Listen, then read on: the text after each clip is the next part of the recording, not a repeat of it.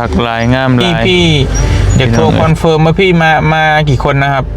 2 ค่ะ 2พี่ผมจะจองห้องไว้ให้พี่นอนด้วยกันหรือว่านอนคนละห้องครับนอนด้วยกันก็ได้ค่ะนอนด้วยกันก็ได้เนาะเอาห้องละ2 เตียงก็ได้ใช่2 เตียงห้องนี้นอนได้3 คนเป็นจัดตามกำหนดนะ3 คน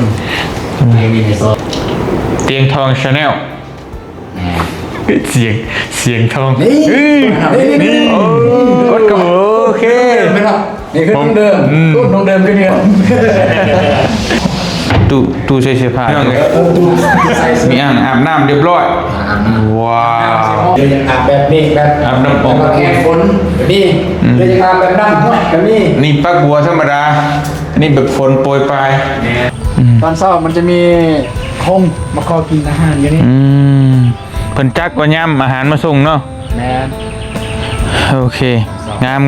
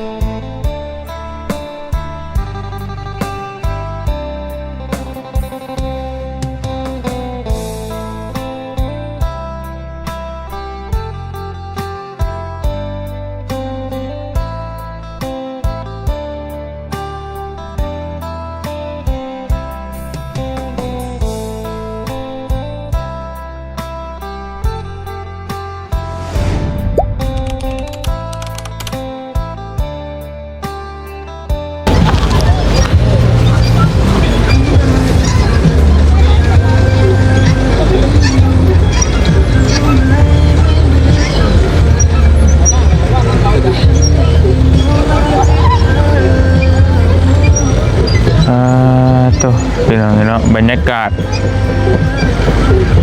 สวยสดงดงามอยู่ท่าแตงฟาร์มรีสอร์ทเนาะตัวคักลายงามลายพี่น้องเอ้ยสุดยอดเนาะเอากับทักทายสบายดีพ่อแม่พี่น้องเบอร์สุขุสู่คนพี่น้องเมื่อนี้บ่เตียงกะมาอยู่ท่าแตงฟาร์มรีสอร์ทพี่น้องเนาะหรือว่าพี่น้องมักเอิ้นกันในชื่อคนแถวๆนี้สิเอิ้นว่าน้องเป็ด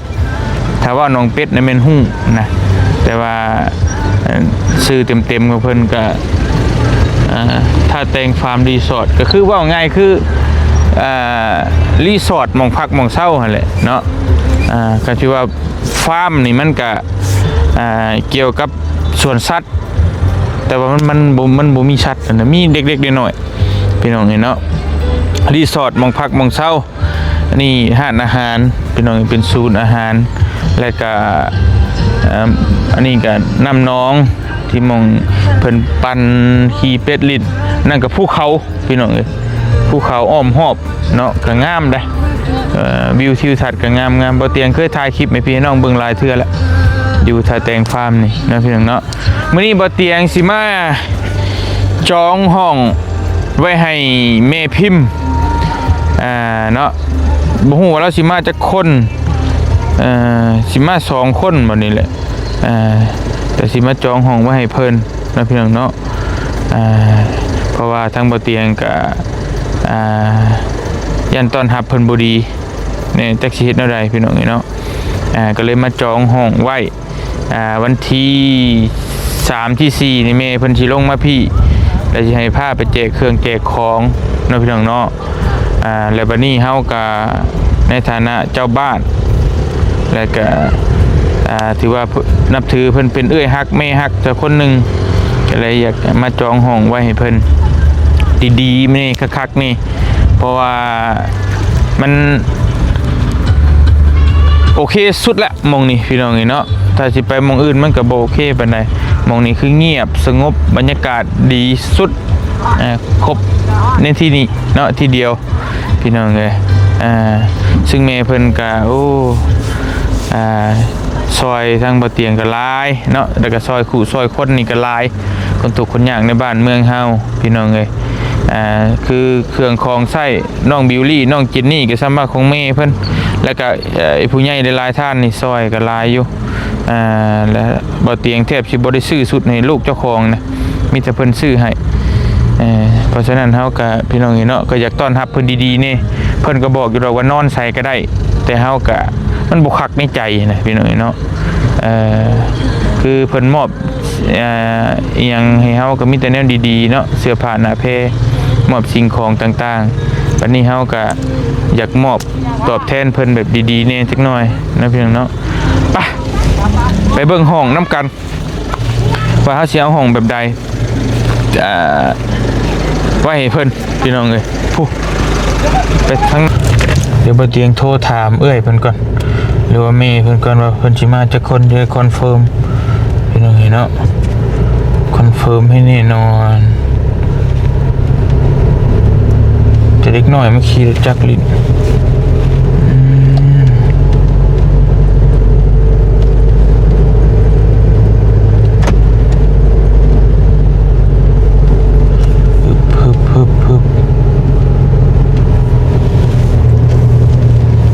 บ่หับจ่อย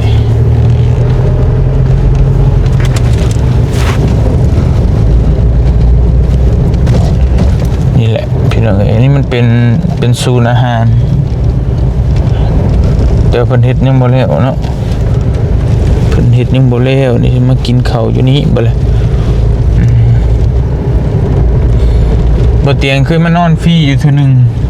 เจ้าของเพิ่นให้มานอนพี่น้องเนาะเฮารีวิวให้เพิ่นก็เลย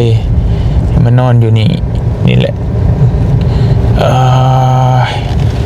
กำลังล้างกำลังทำความสะอาดเนาะ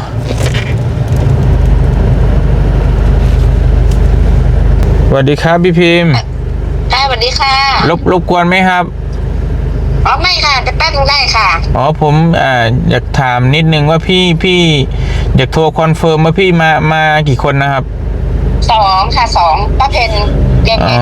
กับพี่พิมค่ะแม่เพนกับพี่พิมโอเคพี่ผมจะจองห้องไว้ให้พี่นอนด้วยกันหรือว่านอนคนละห้องครับนอนด้วยกันก็ได้ค่ะนอนด้วยกันก็ได้เนาะเอาห้องละ2เตียงก็ได้ค่ะเอาห้อง2เตียงเนาะค่ะได้โอเคครับเดี๋ยวผมมาจองห้องไว้ให้กลัวมันห้องเต็มช่วงปีใหม่จ้าเดี๋ยวพี่พิมพ์โอนเงินให้ก็ได้นะคะก็ไม่ญาติมาก็ได้มาคืนเท่าไหร่ไม่เป็นไรเดี๋ยวผมจองไว้ให้ก่อนเดี๋ยวค่อยว่ากันครับพี่พิมพ์จ้าไม่เป็นไรครับขอบคุณครับครับผมขอบคุณมากนะคะแบบเดียวขอบคุณค่ะครับผมใช้ไป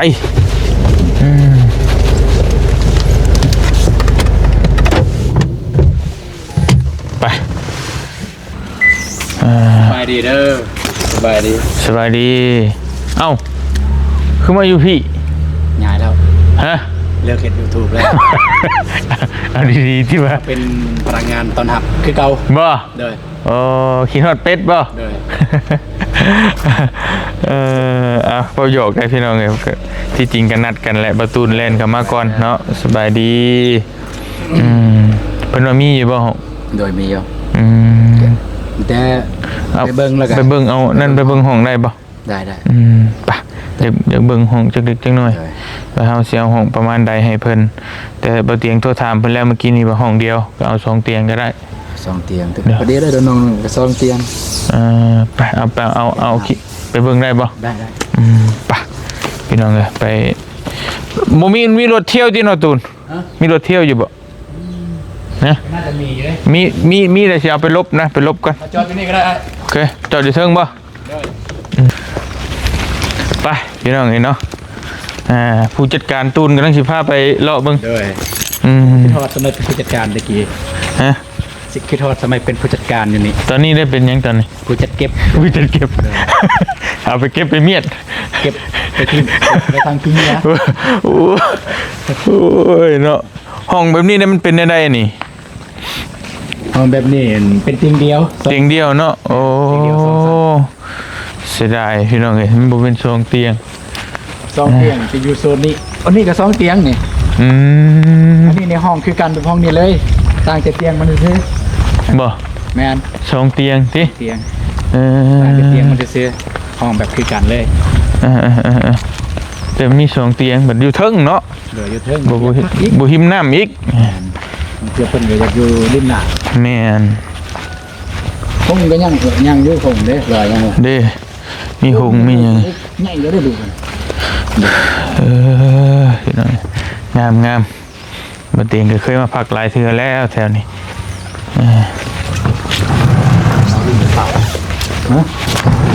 เอ้า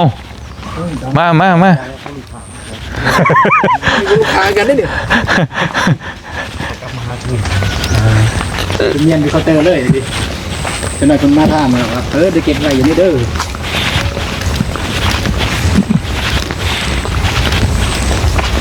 ส่วนนี้แหละบ่เตียงมานอนตะกี้ แมน พี่น้องเห็นเนาะ อันนี้แหละเบาเมฆนอนห้องC3 โอ้จือเริ่มเจอกันครั้งแรกป่ะ เลยเตียงนอนพูน C7 โอ้จำแม่นขนาดไอ้ลืมเลยC5นี่ก็แม่น แม่นบ่เบิ่งนี่ก็ได้ เตียงคือกัน เบิ่ง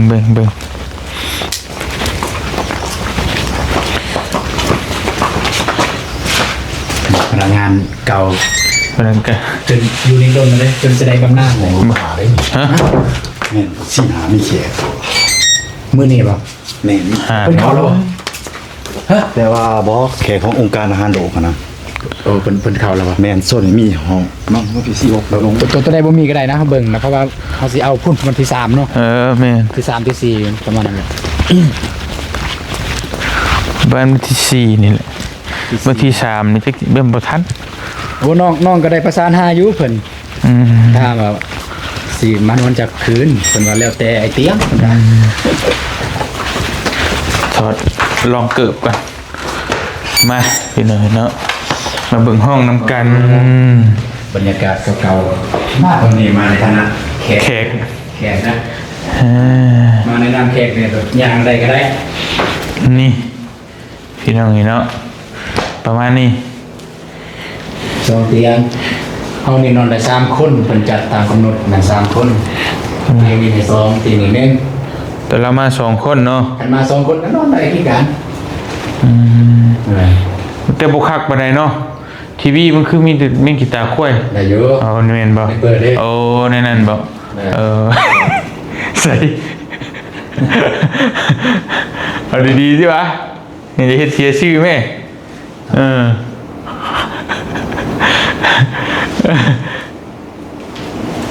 เปิดแล้ว เปิดแล้วบ่เนี่ยน่าจะเปิดแล้ว สัญญาณบ่ได้บ่ ได้อยู่เนี่ยได้อยู่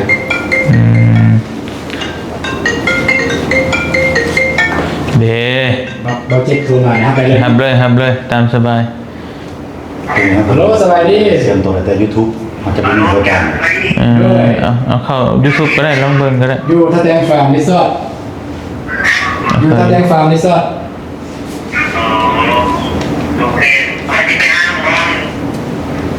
เดินอยู่นี่แหละอยู่นำกันกับไอเตียงนี่นี่ถ้าย่านก็ได้เดี๋ยวจะน้อยจะงานเข้าไปเดินเ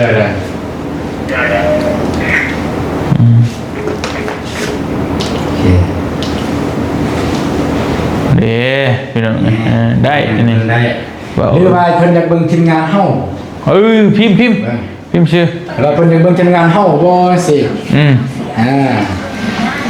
อันดับแรกต้อง และวิตามินซีเข้มข้นถึง3 เท่าเติม สมมุติเพิ่นอยากเบิ่งทีมงานเฮาเนาะ กดออกก่อน นี่ครับ แม่นบ่นี่ นี่ครับสอน บ่จื้อได้ดนมาได้ดนนานมาแล้ว บ่ได้อย่าเห็นห้องเด้อ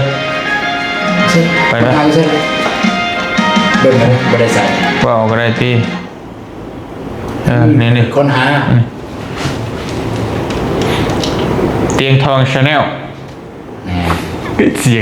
สียงทอง นี่ เฮ้ย นี่ กดเข้าไป ไปอย่าเบิ่งนี่เบิ่งไอ้น้อยมาครั้งแรกโอ้เบิ่งนี่ โอเค ไม่หรอกนี่คือน้องเดิมต้นน้องเดิมคือเนี่ย นี่คือได้เนาะ เลยเนาะ ครั้งแรก ครั้งแรกไอ้เตียงมาเล่าไต่แบบว่ามาแบบถ่ายคลิปอ่ะนะมาถ่ายคลิปแบบกับทีมงานเฮา อืม เพิ่มเสียงก็ได้เนาะ ได้แล้ว ของนึงแหลกของนึง อืม ฉีดเธอคงเดินต้มเมาเดิน นี่คลิป2แล้วนี่คลิป2 คลิปซ่อมมาไหน มันซื้อเข้าอันบ่คลิป นี่เป็นเห็ดกินเลย คลิปแรกนั้นถ่ายเด็กน้องเพิ่น ใช่เลยผมเลย คลิปแรกหรือคลิป2วะลืม ใช่เพื่อนเป็นหัวป่ะ คลิปแรกนี่จำได้ว่าถ่ายรูปเพิ่นกินบัดนี้เอาเกลือใส่แบบ เด็ด นี้ ตัว นะ นั้นเนาะ เว้ยพุ่น กินข้าวเลย นี่อาหารเพิ่น เป็นต้มแต่ข้าวเป็นข้าวเปียกนี่ของน้ำเพิ่นยังบ่แล้วครับปัจจุบันนี้เลย ของน้ำกลางเจ๊ก เลยว้าวนี่ โอเค พูดทำพูดเข้าเลย อ่า นี่เลย โอเคพี่น้องเลยนี่แหละเนาะอันนี้มีตู้เย็นตู้อบบ่นี่หรือตู้เย็น ตู้เย็น ตู้เย็นที่ใช่คือตู้อบเนาะ เลยตู้เย็นทำมี อันนี้ก็กินได้แต่ต้องจ่ายเงิน แมน พี่น้อง เพราะอันนี้เนี่ยมันกินได้จ่ายเงิน อันนี้ ฟรี อันนี้ฟรี ฟรีอันนี้ก็ฟรีฟรีฟรีฟรีฟรี โอเคเดี๋ยวมาเบิ่งห้องน้ำหน่อยหนึงพี่น้องเนาะเบิ่งห้องน้ำก่อนหน้อยหนึงมีเอ้ยโทษใช่มีตู้ซักผ้านํบ่ตู้ใช้เสื้อผ้าตัว ตู้ใส่เสื้อผ้า โอ้ยตู้ซักผ้าโอ้ยประตูนก็ได้โดนเลยโดนน้ำมาแล้ว นี่ห้องน้ำพี่น้องเลย อู้น้ำสะอาด มีอ่างอาบน้ำเรียบร้อย อาบน้ำ ว้า น้ำ ว เหมาะเลยเหมาะสุด ยามหนาวอันนี้ก็มี เลยยังอาบแบบนี้แบบ อาบน้ำออก แบบแห้งฝนแบบนี้เลยยังอาบแบบน้ำแบบนี้ นี่ปักบัวธรรมดา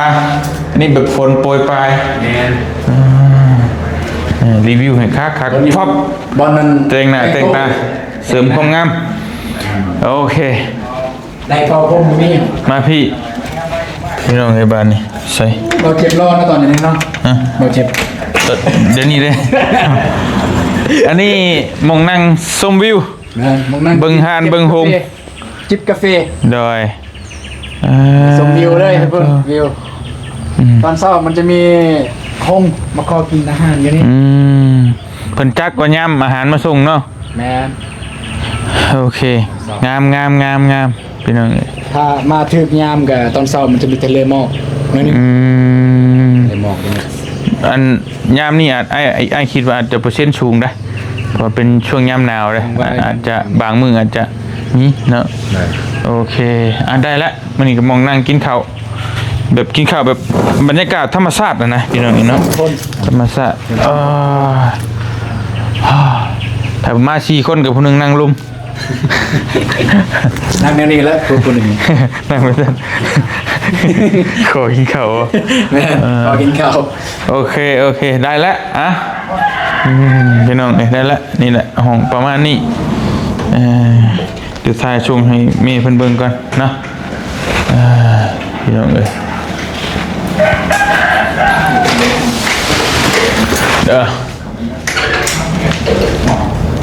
ถ่ายก่อนส่งโ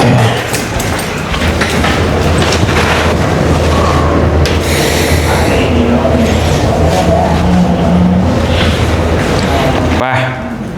โอเคเรียบร้อย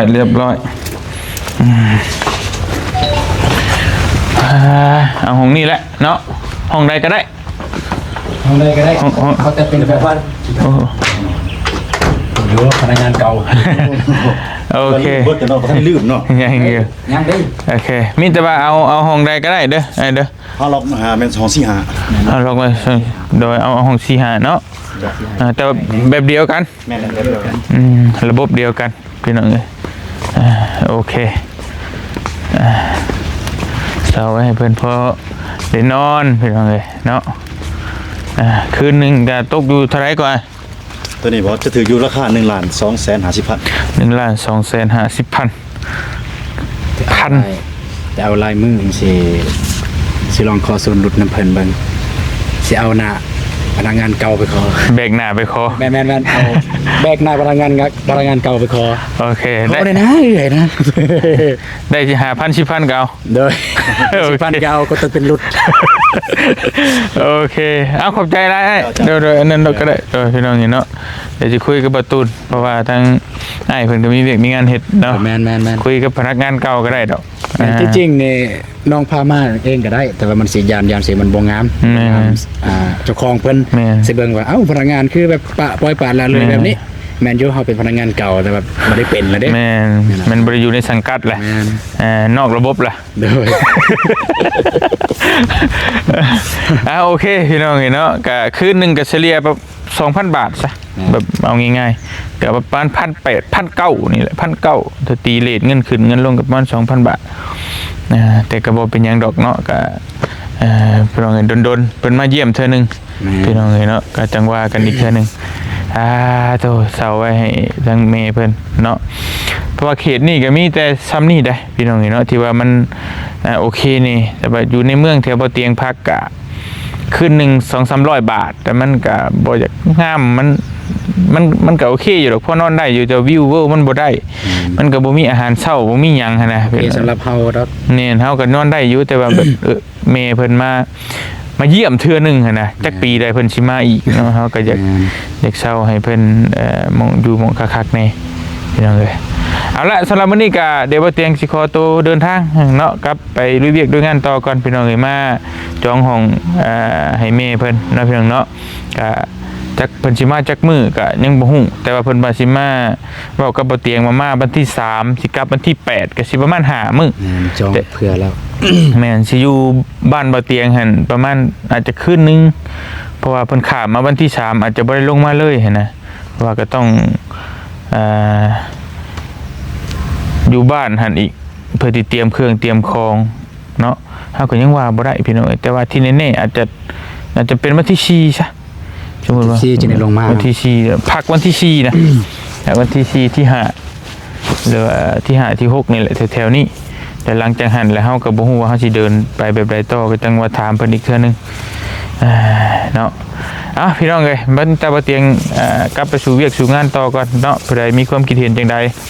ทางพี่น้องก็คอมเมนต์ได้เด้อพี่น้องเด้อลืมหยัง บ่มีหยัง ลืมโทรศัพท์บ่ เหรอ ไปมีแต่เดินทางต่อก่อนบัดนี้มาจองห้องไว้ให้อย่ามันเต็มเพราะว่าถึงช่วงปีใหม่พอดีบิดปีใหม่หน่อยนึงอย่างบิดเข้าดาวหน่อยนึงแต่เสื้อมือมันเท่ๆก็คือสิบ่เรือละเต็มแล้วเพราะว่าห้องมีจำกัดเนาะบัดนี้มีจังห้องตูน ทั้งเบิดมี24ตูบ แม่น24ลัง 24หลัง ลังละห้อง แต่บัดนี้ก็มันก็บ่เรือแล้วสำนั้นเนาะ แม่นห้องเป็นใหม่บ่เรือได้อยู่นี่ แม่นพี่น้องเนาะบรรยากาศดีงามแต่บ่เตียงสิเอาโดรนขึ้นไปบินให้พี่ให้น้องเบิ่งจักเล็กจักน้อยบรรยากาศเพื่อประกอบในคลิปจะได้เห็นว่าภาพมันมุมสูงมันอยู่จังใดเป็นแบบใดเนาะไปเดินทางก่อนอยู่ดีมีแห้งบัดจุกูทุกคนไปเบิ่งภาพมุมสูงน้ำกันเด้อพี่น้องเด้อไปบ๊ายบาย